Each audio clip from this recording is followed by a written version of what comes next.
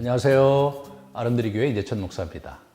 지금 이 시간은 이과 지금 나는 누구인가라는 주제 강의를 여러분께 드리려고 합니다. 우리가 죄인으로서 그리스도를 우리의 구세주요, 우리의 주인으로 모심으로 말미암아서 그리스도인이 되었습니다.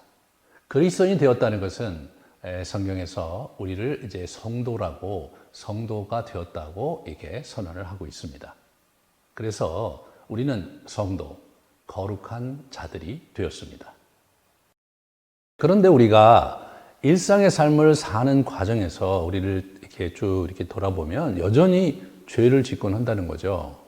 물론 죄를 지으면 우리가 알고 있듯이 예수님께 나아가 우리의 죄를 자백하면 그는 미쁘시고 의로우사 우리의 모든 죄를 사해 주신다고 약속하셨으므로 저희가 우리의 죄를 자백하고 용서받고 그렇게 살면 되는 거죠. 문제는 뭐냐면 그렇게 우리가 죄를 자백하고 용서받았던 죄를 자꾸 더 짓곤 한다는 거죠. 거기서 우리가 상당한 당혹감을 느낍니다. 내가 정말 이 죄를 용서받긴 했는데 내가 왜 이렇게 지금 자꾸 죄를 짓는 걸까? 예수님은 나를 의인으로 만들어 주셨는데 왜 나는 자꾸 죄인으로 살아갈까? 이런 부분들에 대해서 당혹스럽고 때로 의구심까지 가게 되죠. 그러나 하나님의 말씀에 의하면 모든 불의에서 우리의 죄를 자백하면 용서해 주신다고 요한일서 1장 9절에 말씀하셨으므로 우리가 그 말씀을 믿고 그래 주님께서 나를 용서해 주시니까 또 이렇게 믿음으로 살아가야지 라고 생각하면서 어떤 정체성을 갖기 쉬우시냐면 나는 용서받은 죄인이다. 그렇지, 내가 죄인이니까 예수님이 필요했고 그러므로 겸손하게 이렇게 하나님의 은혜로, 예수님의 은혜로 살아가면서 죄를 지면 죄를 고백하고 용서받고 그렇게 사는 도리밖에 없는 거구나 라고 이제 이렇게 여겨집니다. 사실 그런 생각이 크게 잘못됐다고 느끼시지 않는 분들도 있을 것입니다. 왜냐하면 현상적으로 사실이기 때문에. 그러나 성경은 그 부분에 대해서 좀 더 아주 엄밀하고 정확하게 얘기를 합니다. 우리를 성도라고 규정하거든요. 우리를 죄인이었다라고 기록을 하지, 지금 죄를 짓고 있다고 기록을 하지, 지금 죄인이라고 얘기하지 않거든요. 여러분, 고린도 전서 1장 1절에 보면 고린도 교회에 문제가 굉장히 많았음에도 불구하고 사도 바울이 성도들이라고 일컫고 있는 것을 보게 됩니다. 고린도 교회는요, 분파, 당쟁도 많았고, 성적인 범죄도 많았고, 우상숭배도 많았고, 서로 갈등이 있어서 송사도 행하고, 그런 아주 복잡한 문제들이 있었던, 정말 죄를 많이 짓는 그런 교인들이 있었던 그런 교회였음에도 불구하고, 우리 사도 바울은 그들을 일단 성도로 호칭하면서 그들의 문제를 교정해 주고 있다는 사실은 매우 의미심장합니다.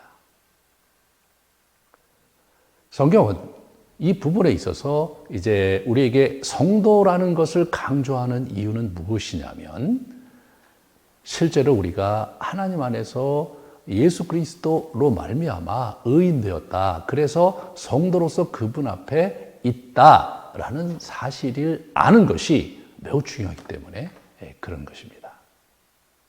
고린도후서 5장 17절 말씀, 그 말씀에 보면 그런즉 누구든지 그리스도 안에 있으면 새로운 피조물이라 이전 것은 지나갔으니 보라 새 것이 되었도다. 새로운 피조물이라고 하는 거예요. 죄인이라고 하지 않는 거죠.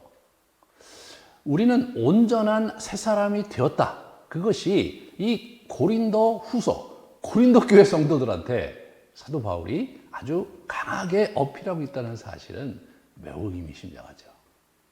우리 사도 요한은 요한복음 1장 12절에 이렇게 말씀하기를 영접하는 자 곧 그 이름을 믿는 자들에게는 하나님의 자녀라는 권세를 주셨으니 라고 말씀하시고 있어요. 하나님의 자녀라는 권세를 얻게 된 것입니다. 우리는 과거에 정말로 지옥에 갈 수밖에 없고 멸망하는 자식으로 하나님의 진노 가운데 있을 수밖에 없는 우리가 그 진노로부터 벗어나서 구원을 얻었다는 것을 넘어서서 하나님의 자녀로 입양되었다는 거예요. 그러므로 우리는 완전히 새 사람이 된 것입니다. 완전히 새로운 신분을 획득하고 새로운 존재가 된 것입니다.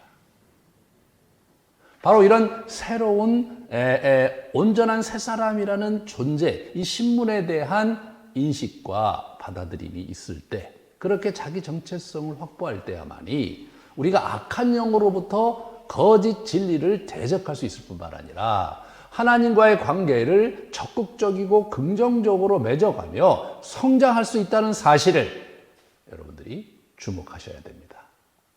만약 우리가 우리 아버님과의 관계에서 여러분 아버님이 정말로 나의 진짜 아버님은 아니다. 나는 그냥 지나가는 사람인데 또 이렇게 굉장히 불쌍한 사람인데 우리 아버님이 나를 거둬줘서 지금 자식처럼 있는 거지 나는 진짜 자식은 아니다. 라는 그러한 생각과 정체성을 갖고 여러분 아버님을 대한다고 생각해 보세요. 그러면 아버님과 깊은 친밀감으로 들어가는데 장애가 있을 뿐만 아니라 그 관계가 어느 일정 선에서 이렇게 평행선을 그을 수밖에 없지 않겠습니까? 하나님과 우리의 관계도 마찬가지입니다.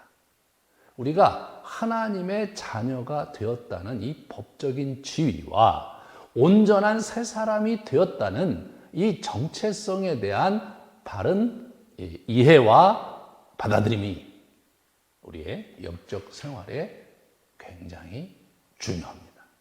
그것을 확신 있게 붙잡는 것, 그것이 우리에게 매우 중요하죠. 그런데 우리가 실제로 그렇게 온전한 새 사람으로 하나님의 자녀로 살아가는 데 있어서 또 이렇게 일상의 삶을 살 때는 그런 것 같지 않을 때가 많은 거예요. 죄도 짓고 때로는 정말 알지만 하나님의 뜻을 행하지 못하고 그럴 때면 또 위기감을 많이 느끼죠. 그것은 우리가 이 세상에 살면서 우리가 어렸을 때부터 성장해 오면서 관계에 대한 상처로 인해서 하나님을 있는 그대로 우리의 온전한 하나님이시요 완전한 하나님이심을 받아들이지 못하기 때문에 나타나는 현상이라고 성경은 말하고 있습니다. 우리가 오늘 이 삶과 맨 마지막에 보시면 나의 하나님 아버지는 이라는 선포문들이 쭉 정리가 되어 있습니다. 성경은 우리 아버지 되신 하나님이 거기에 그런 분이다라고 이렇게 쭉 기술하고 있는데 그러나 나는 그렇게 생각하지 못하고 굴절된 아버지상, 상처 입은 그런 자녀상을 가지고 우리가 살아가고 있다면 거기에 그 거짓 진리에 우리의 생각이 많이 머물고 있다는 것을 발견하실 수 있을 것입니다. 개인적으로 한번 이렇게 점검을 해보세요. 아까 제가 설명했듯이 여러분이 정말로 그렇게 믿고 있다면 동그라미, 때때로 그렇고 안 그렇다면 세모, 나는 전혀 그렇게 생각하고 살고 있지 못하거나 X입니다.